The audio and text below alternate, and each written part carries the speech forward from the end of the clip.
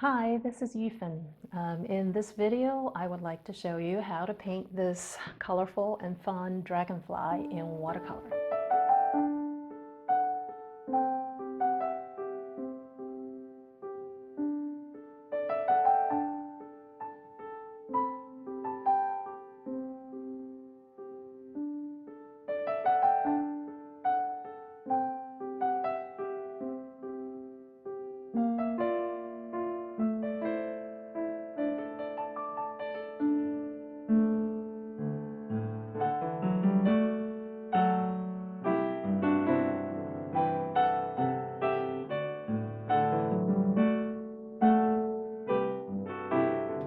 Watercolor is my go-to medium, and I absolutely love it.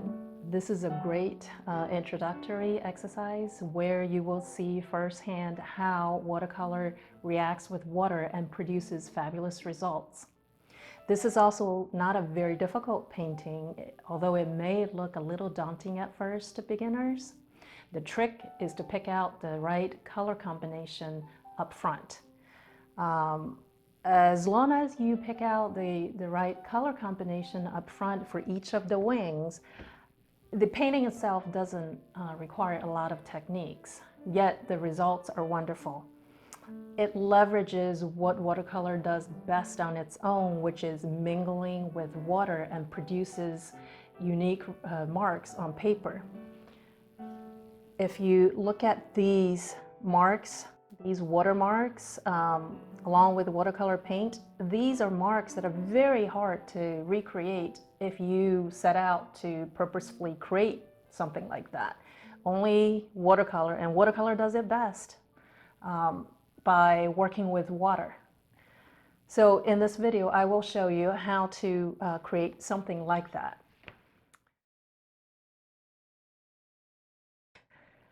Okay, briefly on the supplies. First is paper. I would be using Arches cold press, 140 pounds. I would also use a piece of any scrap watercolor paper just to test out the colors.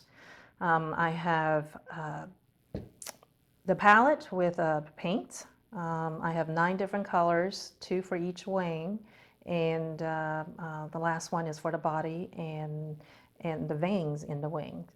I have 2 water jars to clean out my brushes, a spray bottle to activate dry paints. All I need to do is spray and wait a minute or two. I have pipettes to dilute my paint if I need to, and a variety of brushes. You can use any size you want that you are comfortable with. I find having multiple brushes really make my life just a little bit easier. Last, I have some towels and paper towels and tissues.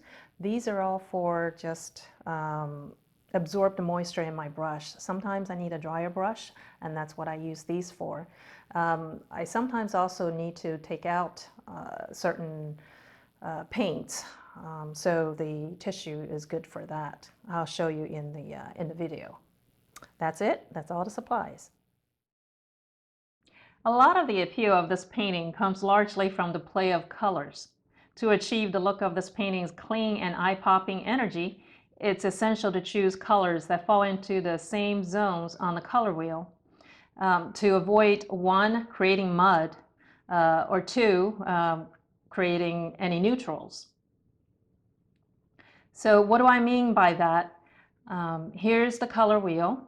Let's just look at the colors on the outside edge. For the purpose of this video, I'm going to say that it's divided into 3 zones by the 3 primary colors, yellow, red, and blue. So for my painting, I decided to choose colors for each wing to fall into the same zone. So for the first wing, I chose colors from yellow and blue zone. And the second and third wing, I decided to choose colors from the red and blue zone. And the last one, I'm choosing colors from the red and yellow zone. This way, you by choosing colors next to each other in the same zone, you have a very good chance of avoiding mud and also avoiding neutrals when you blend the colors together.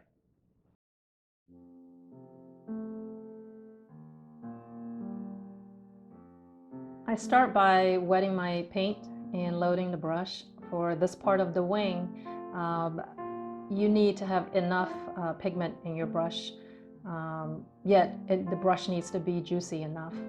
So I'd say the paint needs to be the consistency of anywhere between 2% milk and whole milk.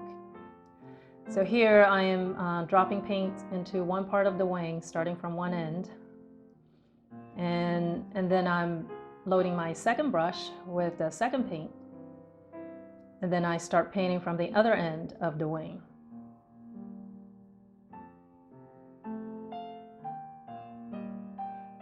And then you can see that I paint right into the first color, the first paint. And you can see immediately that the paints start to mingle and flow into each other. It's not enough of a flow as much as I would like, so I'm loading my third brush with just plain water, and then I'm dropping into the existing paint to encourage the flow. And now I'm splattering with just plain water. I know ever since childhood we're told to draw and color within the lines, but here I actually wanted the paint to flow outside of the boundary of the wings to give it that spontaneous and edgy look.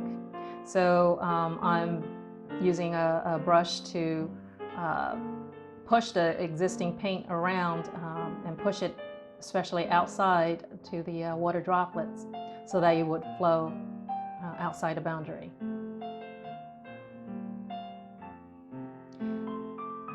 And now I am strengthening parts of the wings by putting down more pigment and then use a clean brush to blend out the paint. And then I am using one of the brush and load with the paints to splatter. Now in order for this to work, you need to have the paint pretty watery, consistency, probably the consistency of tea. So the yellow paint doesn't have enough water in it, so I had to add some. Now this way you have many different looks with the splatter, just by splattering with water first. Now one thing I sometimes like to do with paintings like this is to try not to paint a solid area, the entire area. I try to leave little gaps here and there. This way you give the viewer's eyes a chance to connect the dots, which, believe it or not, makes it for a much more interesting painting to look at. Right now the paints are still wet, so this is a very good time, a safe time to add more paint, move the paint around, or even subtract paint. So here I'm just blending the paint and then add it to different areas. Now onto the body of the Dragonfly. One thing I want to mention though, I didn't wait for the paper to dry, all the paints to dry, for the sake of the video, but I would strongly suggest and urge you to wait for your paper to dry. That would make your life a lot easier, so that you don't have to paint around different areas and try to dry it yourself. So for the body, I'm using Payne's Gray. I'm using the paint almost straight from the tube. I did need to put down a little bit water so that the paint would flow down into the paper. There are lots of highlights on this Dragonfly's body. There are two ways you can do that. One is to paint around it and leave the white of the paper as the highlight. The other is to just paint the whole thing, and then when it's dry, you come back with an opaque white to paint on top of it. I've always found leaving the white of the paper will give you a much fresher look, especially for highlights. So that's what I've done here. I painted around it. Now I'm painting the shadow of the body. This was a spur of the moment thing. I just dropped some water onto the paper and then painted it painted into the water with some thinned Payne's gray.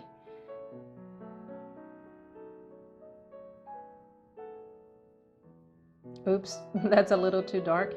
So now I'm using a clean brush to soak up the excess paint, and then followed by tissue to mop it up.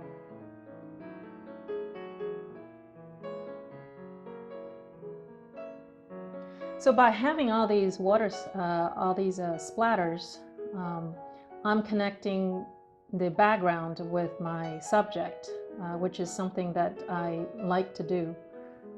And here I am doing the same thing for the body.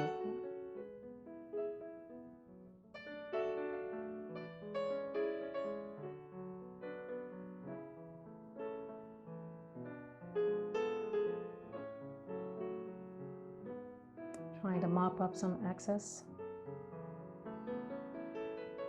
All right, here's the last step, which is the veins in the wing. I'm using a rigger brush.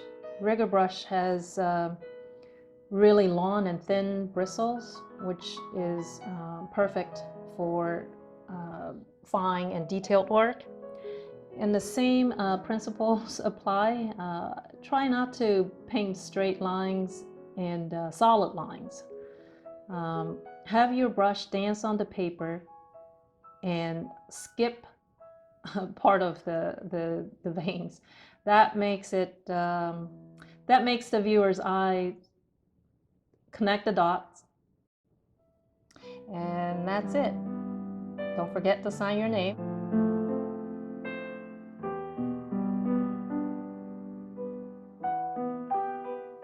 Here is a quick replay of the entire process.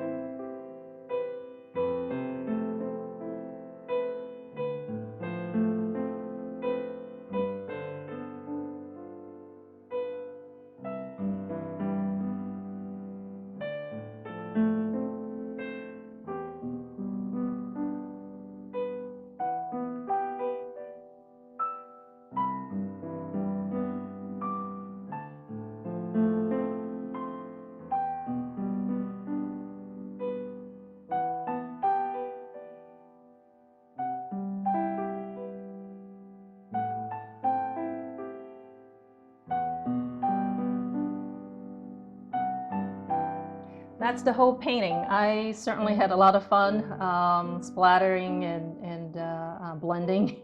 That's always a very fun part for me. I especially like the watermarks that are created by water and watercolor paints. I had very little to do with that, and watercolor and water did it all, especially that part. I hope you would be inspired to give this a try, and thank you for watching.